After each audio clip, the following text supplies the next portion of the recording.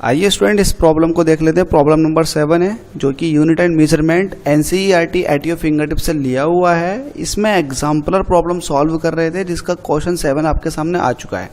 देखिए question number 7 का जो सॉल्यूशन है वो क्वेश्चन नंबर 5 की तरह भी हो सकता है और इससे अगला क्वेश्चन है क्वेश्चन नंबर 8, उस तरीके से भी आप इसको सॉल्व कर सकते हो। दोनों तरीके से सॉल्व कर सकते हो।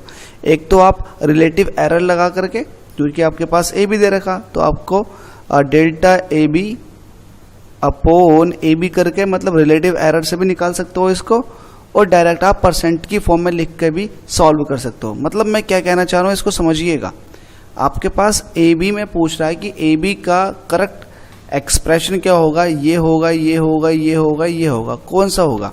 तो जब भी आपके सामने ऐसा क्वेश्चन आ जाए जिसमें ए की वैल्यू भी दे रखी हो, बी की वैल्यू भी दे रखी हो और सिर्फ ए बी है, अगर इसके ऊपर कोई पावर नहीं है, ठीक है, अगर पावर होगी तो आप रिलेटिव एरर पे आओगे, अगर पावर नहीं होगी तो डायरेक्ट आपको क्या करना है, ए बी आपसे पूछ रहा तो ए की डायरेक्ट बी के साथ मल्टीप्लाई करो।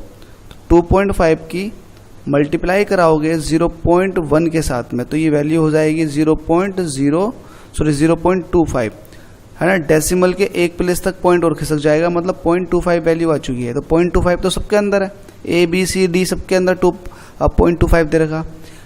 बात आती है जो उसके साथ आपको एरर चल रही है उसका कैसा सॉल्यूशन करें। तो एरर को सॉल्व करने के लिए आपको क्या करना पड़ेगा, यहाँ पर देखिएगा एरर कितनी चल रही है 0.5, ठीक है 0.5 चल रही है किसके रिस्पेक्ट में 2.5 के, तो इसका परसेंटेज निकालिएगा। तो 0.5% चल रही है किसके रिस्पेक्ट में 2.5 के, 100 से मल्टीप्लाई कर दीजिएगा, 5 बन जाए 5, 5 5 से 25, 5 2 से 20, मतलब 20% एरर है इसके अंदर, पहली क्वांटिटी के अंदर 20% एरर। सिमिलरली अगर बी के अंदर देखोगे तो 10% एरर है। देखो आप 0.1 देखो 0.10 के रिस्पेक्ट में तो 10% एरर आ चुकी है। यहाँ पर 20% एरर है और यहाँ पर 10% एरर है और मल्टीप्लाई हो रही है। मैंने आपको बता रखा हमेशा एरर जुड़ जाती हैं। तो 20% ये रहा, 10% ये रहा, इसका मतलब ए बी के अंदर जो आने वाली है ओवरऑल 30% एरर आने वाली है। अब 30% किसका आएगा यार, ए बी का आएगा, ए बी का 30%। अब आपने ए बी तो सॉल्व कर लिया 0.25 है, इसका 30% निकालिएगा। 0.25 का 30% निकालेंगे 30/100, पॉइंट हटाएंगे यहाँ भी 100 आ जाएगा, 10 से 10 घटा, ऊपर आ जाएगा 75, नीचे आ जाएगा 1000, ठीक है। इसको सॉल्व करेंगे तो 0.075 ये आ जाएगा।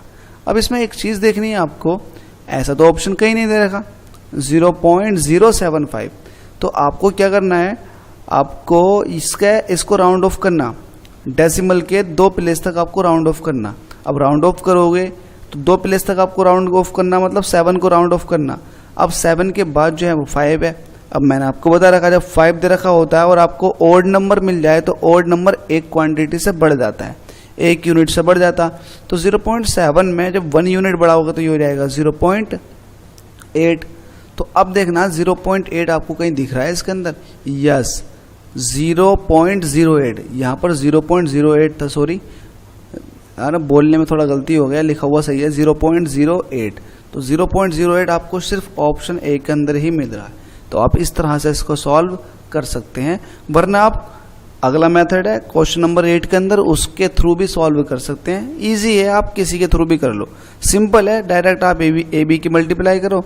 अब ए में देखो कितने % एरर चल रही है, बी में देखो कितने % एरर चल रही है, दोनों को जोड़ दो और जितने % निकल कर आएगी, अब वो देखो 0.25, मतलब ए बी का कितने % है ना, ए बी का जो एरर आई है वो कितने % एरर आ रही है, 30% आई थी ए बी का, आपने सॉल्व भी किया ए बी का 30%, तो आ गया इतना, राउंड ऑफ कर दिया। अब 0.08 आ चुकी वैल्यू जो कि ऑप्शन ए के अंदर है। धन्यवाद।